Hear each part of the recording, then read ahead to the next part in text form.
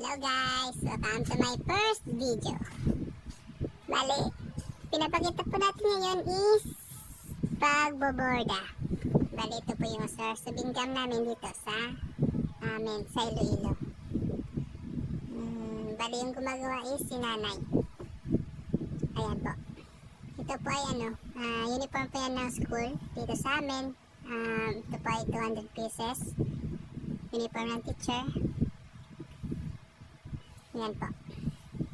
Ito po yung source of income namin talaga dito. Ayan. Dito po kami kumukuha ng pagkain hanggang sa makapagtapos ako ng pag-aaral. Bali si nanay po yung tagagawa. Ayan po. Hirap po niyan. Hindi po yan automatic yung gamit Bali ito po ay lahat manual. Bali yung nagpapagalaw ng needle is yung paa.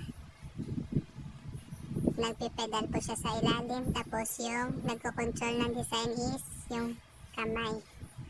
By pushing and pulling. Basta ganon.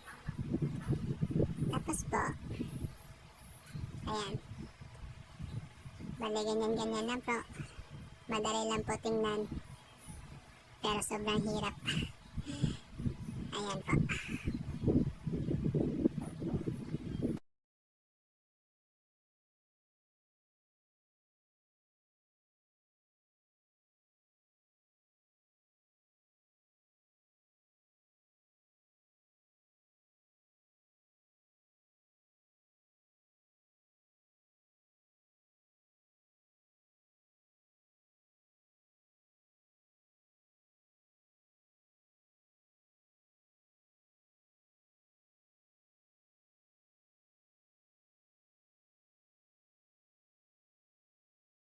Ayan po, parang sobrang dali lang tingnan.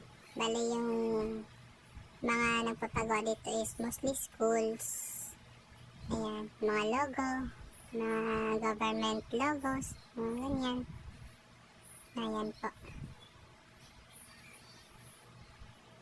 Parang madali lang pero sobrang hirap. Ayan po. Ganyan lang.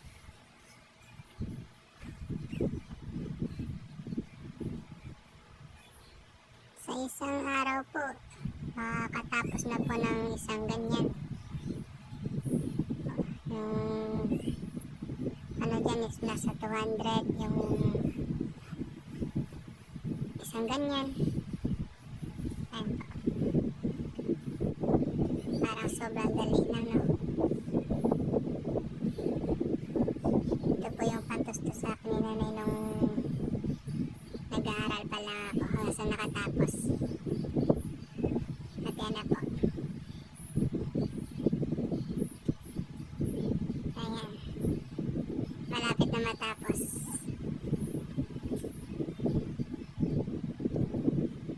Ganda, no? Para po yan sa uniform.